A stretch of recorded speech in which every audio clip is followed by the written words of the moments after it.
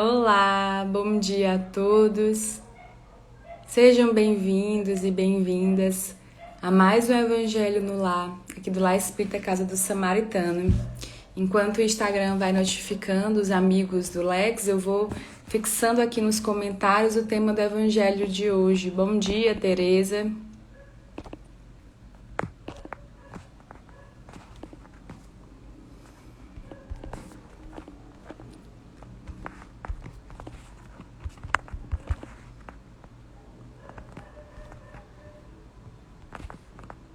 Bom dia, Ariana.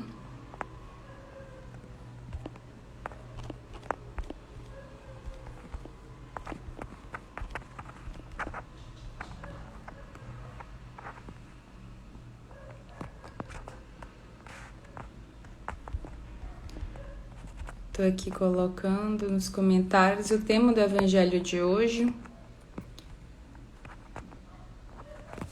que é o capítulo 16, item 3, Preserva-se da avareza.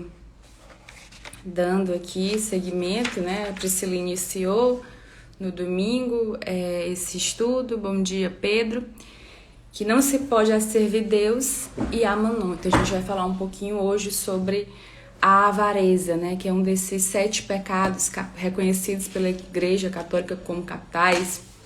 E para que a gente possa ir se harmonizando com esse momento, eu trouxe uma mensagem aqui do livro Pão Nosso, livro de Chico Xavier, Psicografia do Espírito Emmanuel, e eu trouxe a mensagem 171, Lei do Uso. Eu vou ler rapidinho, para que depois a gente possa passar a prece inicial e na sequência a leitura do Evangelho e a explanação.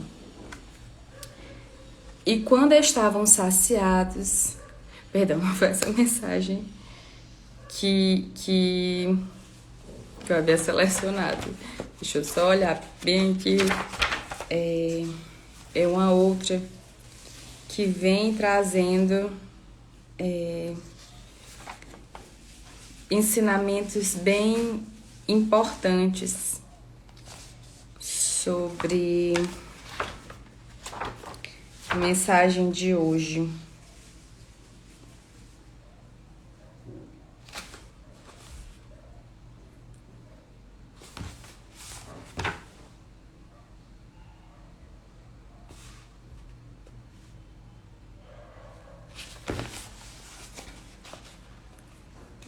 Deixa eu ver aqui.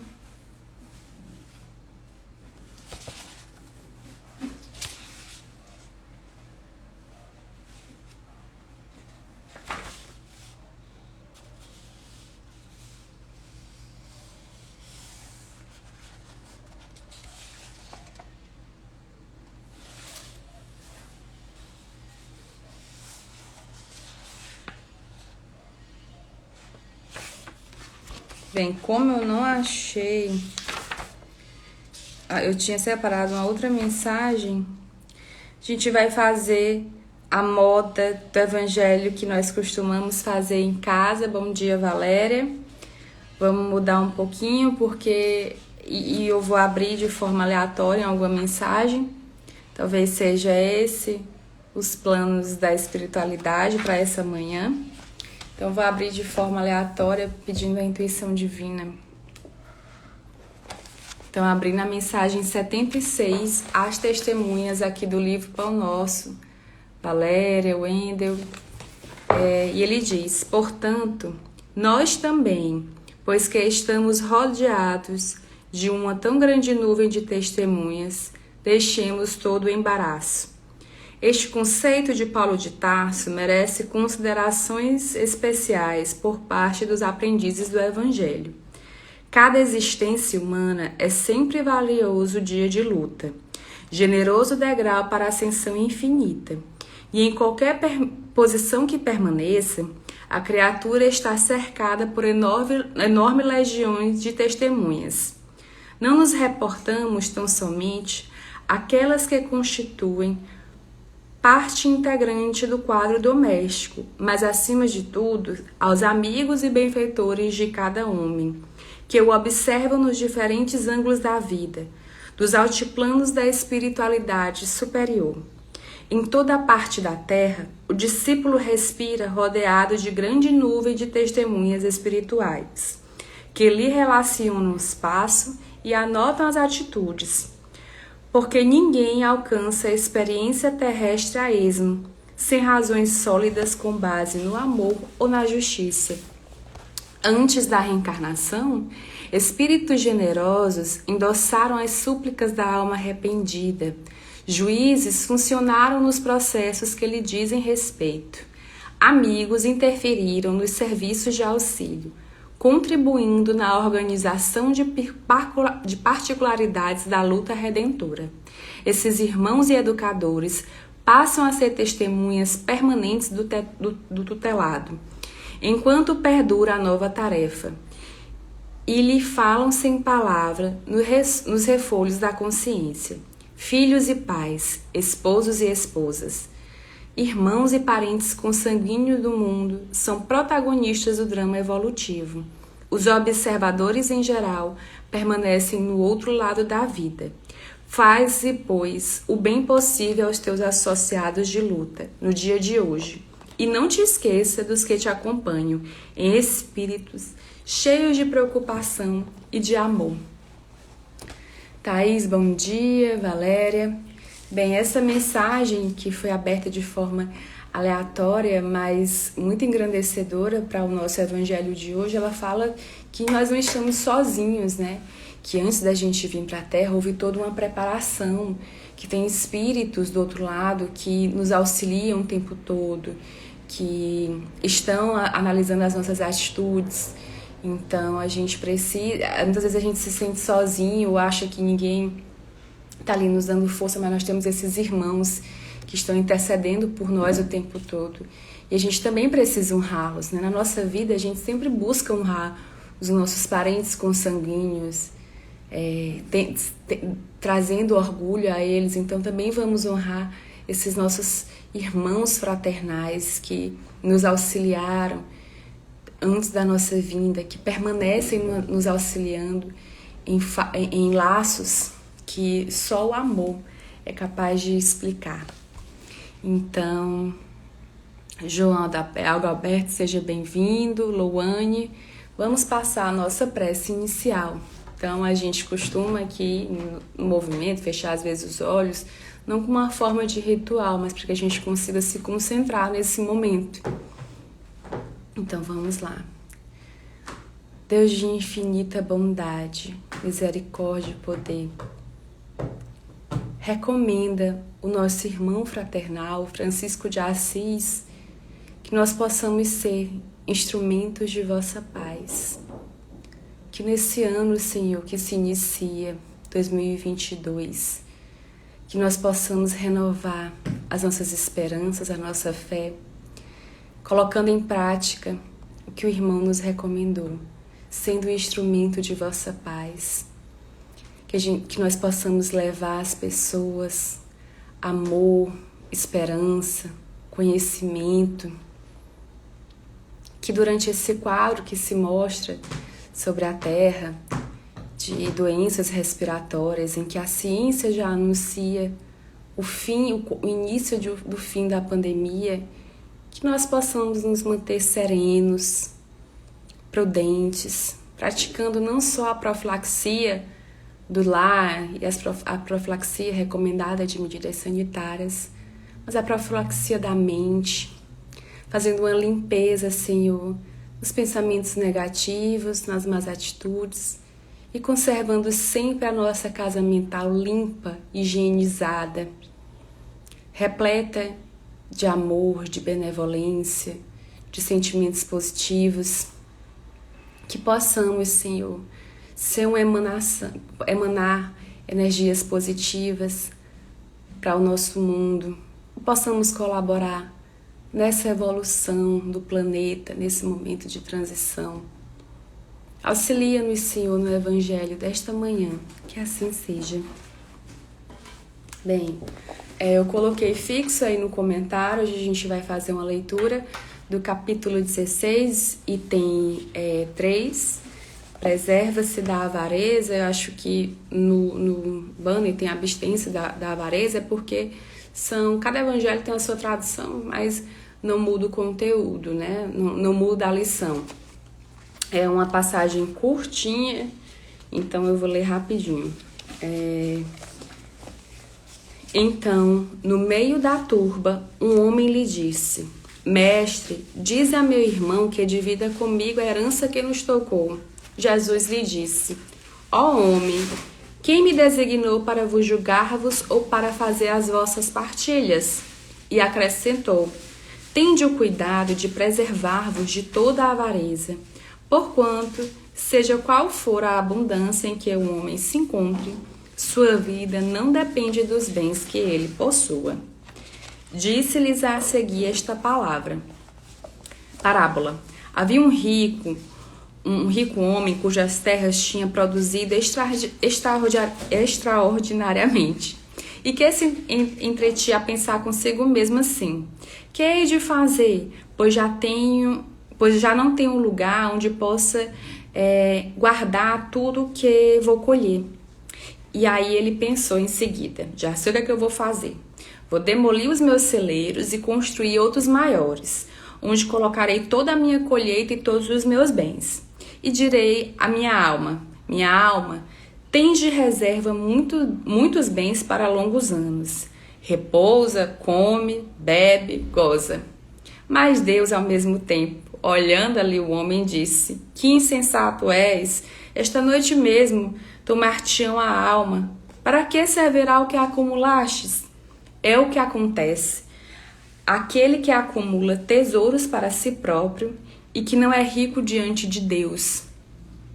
Essa mensagem tem em Lucas, capítulo 12, versículos 13 a 21. Bom dia, Eduardo. Bem, aqui ele vem falar, essa mensagem fala sobre a avareza, sobre o acúmulo de bens, né? Então, tudo aquilo que a gente acumula em excesso, os bens materiais, e num mundo onde o ter, né, se colocou em evidência, essa mensagem é muito importante. Mas vamos lembrar lá do início, quando o homem pede a Jesus que ele fale ao irmão dele que compartilhe o bem dele. Bem, Jesus, ele diz: quem foi que me designou como vosso juiz? Porque a missão de Jesus aqui na Terra foi nos ensinar as leis divinas. Jesus, ele é o grande juiz das almas, ele trouxe as leis divinas, a reforma íntima. Jesus, ele não veio para tratar desses pormenores que envolvem as leis humanas. A gente tem as leis humanas que são tratados, que são criadas de acordo com a necessidade daquela determinada população. E essas leis, elas são momentâneas, né? São passíveis de erro, são falhas, mas as leis divinas não, elas são eternas, elas são imutáveis. Então, assim, Jesus, quando ele veio aqui para a Terra, ele não era um anarquista que vivia contestando tudo. Ele contestava a nossa conduta moral, a nossa inobservância às leis divinas. Tanto que, por isso é que ele diz: eu não estou aqui para julgar direito sucessório, partilha de bem, quem vai ficar com bem tal, quem que vai receber isso, quem que vai receber aquilo. Eu não estou aqui para julgar tributo. Por isso é que ele diz, quando questionam a ele: Jesus, a gente deve pagar os tributos? Ele diz: olha a moeda, tá aí César, dá a César o que é de César, a Deus o que é de Deus. E então essa resposta, ela não foge à proposta de Jesus, né, que foi fazer essa reforma moral, chamando a nossa atenção às leis divinas. Mas, voltando aqui a falar sobre o Evangelho, dando sequência, ele diz que, seja qual for a abundância em que o homem se encontre, sua vida não depende dos bens que ele possua. Por quê? Não importa, os bens materiais, eles não importam para a evolução do ser imortal. Então, nós precisamos compreender o instituto da vida, da reencarnação. Então, muitas vezes a gente escuta as pessoas dizendo: ah, fulano amava a vida porque ele aproveitava, ele curtia, ele fazia, acontecia. Meus amigos, amar a vida é saber aproveitar esse instituto da reencarnação para nos melhorarmos, para evoluirmos, porque essa é a proposta que é feita ao espírito. E não curtir e aproveitar. Então, que nós possamos aproveitar a nossa vida, mas com qualidade para o nosso espírito. E aproveitar a vida e ter prosperidade como espírito não está ligado aos bens materiais, mas os bens morais que a gente leva depois que a gente desencarna. Então, assim, nós vivemos um momento do ter. Tudo nosso gira em torno do ter. Se a gente observar como que a gente se dirige para as nossas crianças, é sempre assim: você precisa estudar, ter dinheiro para poder viajar, ter uma casa boa, ter muitos carros, ter muito isso, ter muito aquilo. Então a gente não está aqui questionando a questão da prosperidade, de você querer ter uma vida mais tranquila, né? De garantir ali uma velhice mais tranquila, onde o corpo, né, vai entrando em falência e você vai tendo mais dificuldades. Pelo contrário, o trabalho, ele é uma lei da natureza, lei de trabalho.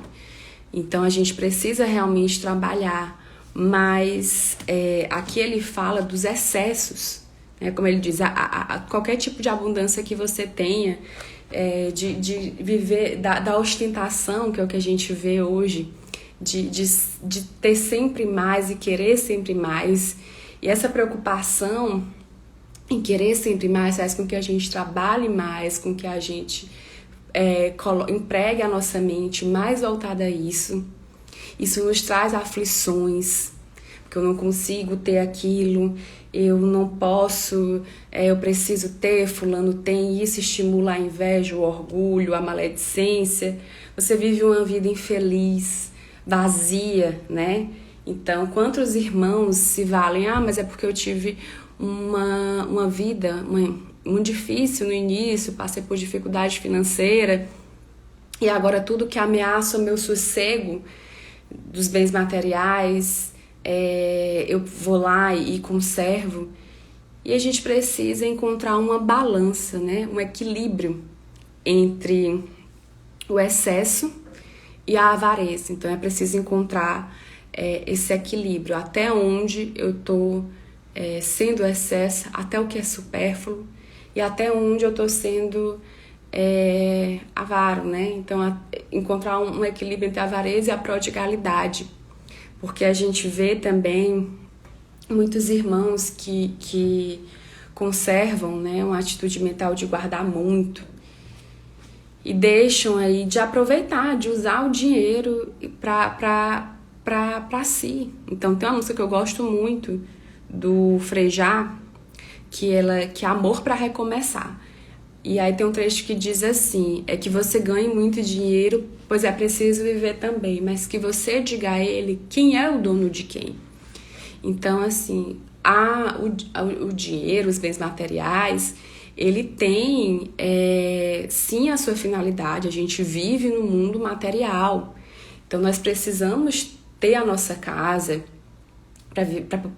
para poder ter a nossa casa, garantir o plano de saúde dos seus filhos, a educação, para que a gente viva até em paz, né? Para que você não viva pedindo para os outros. Você pode a gente utiliza desse instrumento, às vezes, para o autoconhecimento, para investir num curso, para fazer uma formação acadêmica.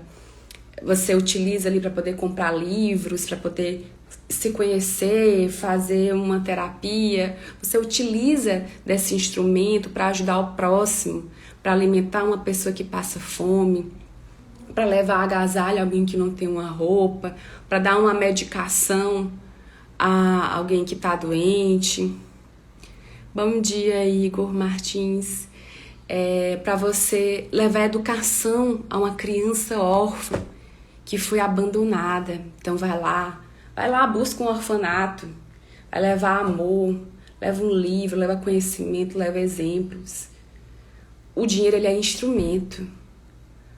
Mas é você que é dono dele, não ele que é seu dono. Porque quando ele passa a ser seu dono, aí, meus amigos, vem a dor, a solidão, porque a gente desconfia de todo mundo quer meu dinheiro, todo mundo quer levar o que eu tenho.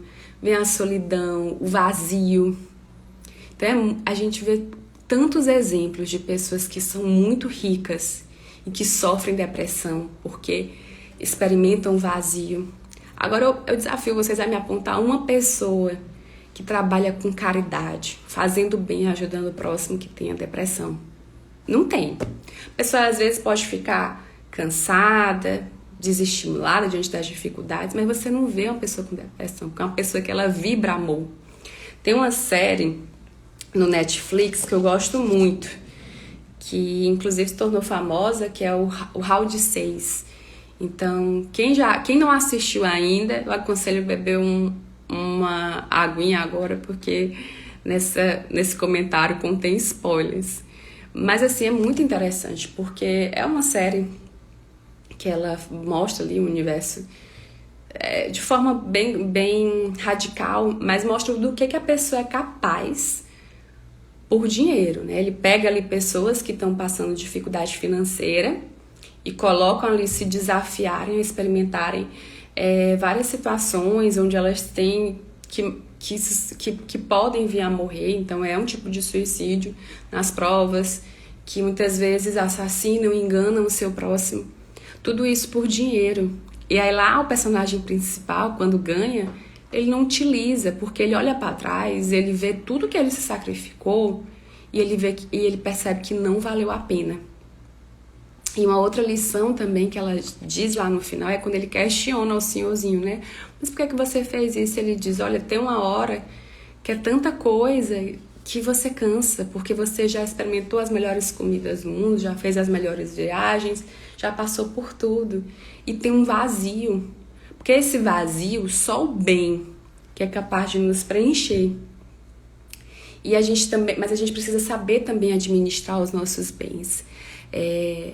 A espiritualidade, Jesus não recomenda que a gente, não, pois agora eu vou ser desapegado, eu vou sair gastando comigo e viajando isso e aquilo. Não. A gente precisa saber empregar os nossos bens. E não só os bens materiais, mas tudo aquilo que a gente tem de qualidade. Empregar para o bem, para ajudar o próximo. Então, eu estou aqui trabalhando um trabalho que me puxa muito. Então, eu vou reduzir um pouquinho da minha carga horária, para que eu tenha mais tempo, por exemplo, para ir ajudar num centro espírita ou num trabalho de caridade. Nós temos aqui, perto aqui de casa, lá de Maria, que trabalha com pessoas com câncer, que está inclusive precisando de leite. Não, vou tirar aqui um tempinho para poder fazer Estou precisando de leite em pó, pois eu vou aqui tirar um tempinho para me ajudar com a minha família, com meus amigos. Eu mesmo vou arrecadar esse leite em pó e vou levar lá para lá de Maria. Então, vou me permitir ter mais tempo e não viver para o trabalho. E aí, a gente está com o nosso tempo aqui bem corrido, mas eu queria fazer também uma observação, que é claro que a gente precisa também ter prudência, né? Eu conheço uma pessoa que uma vez estava no Evangelho falando desse assunto, a pessoa disse assim, eu conheço fulano que pegou e comprou 2 apartamentos, um para cada filho, e isso é um absurdo. Gente, não tem nada de absurdo. Eu conheço uma pessoa que recebeu um dinheirinho, foi lá e comprou 2 apartamentos, um para cada filho, e disse assim, olha, me disse, Adassa, eu compro um apartamento para cada filho, para quando eles chegarem à vida adulta, eles já terem pelo menos como iniciar a vida adulta com a casa deles. Porque se eu deixasse esse dinheiro parado no banco, ele não ia render. Então, assim, o pai, ele querer proporcionar ao filho uma boa educação, é a função do pai, né? Educar de todas as formas, moral, mas também de fornecer ali a forma do filho ter suporte quando chegar aí na sua vida adulta. Mas o que a gente questiona são os excessos, né? Porque muitas vezes você trabalha muito, dá muito do material, mas aí peca no moral.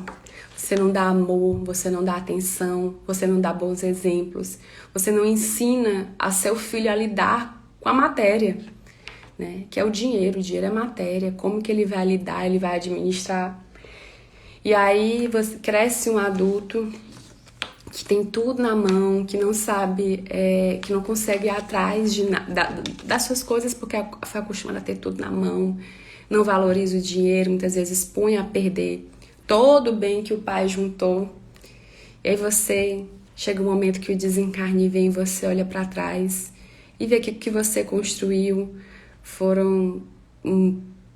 você se perde porque você não leva nada.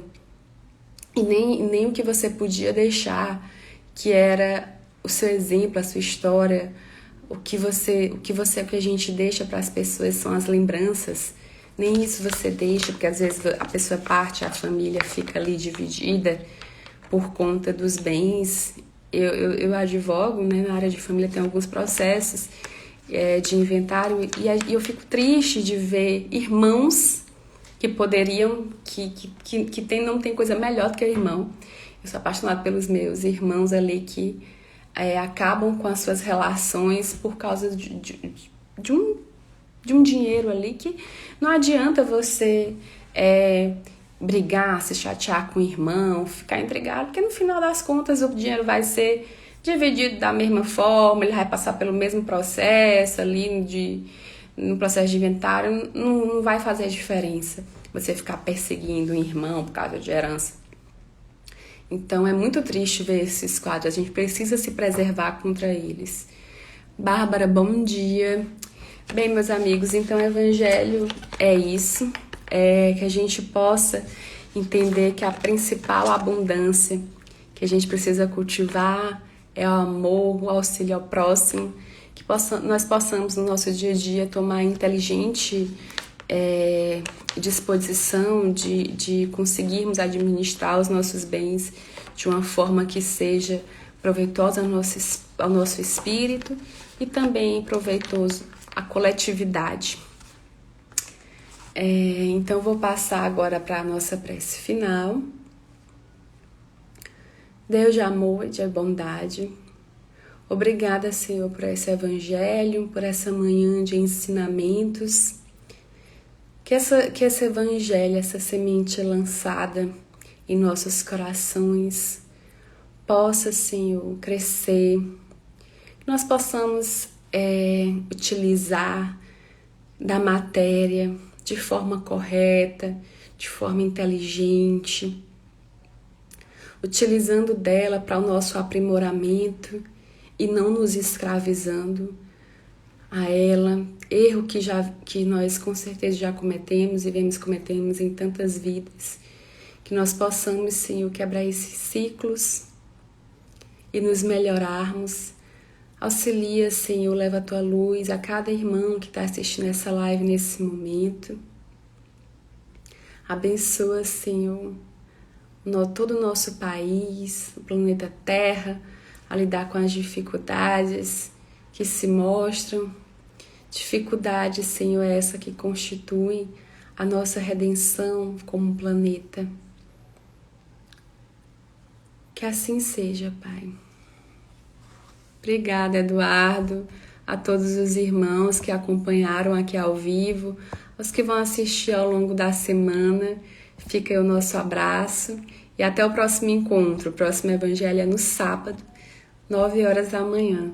Tchau, tchau.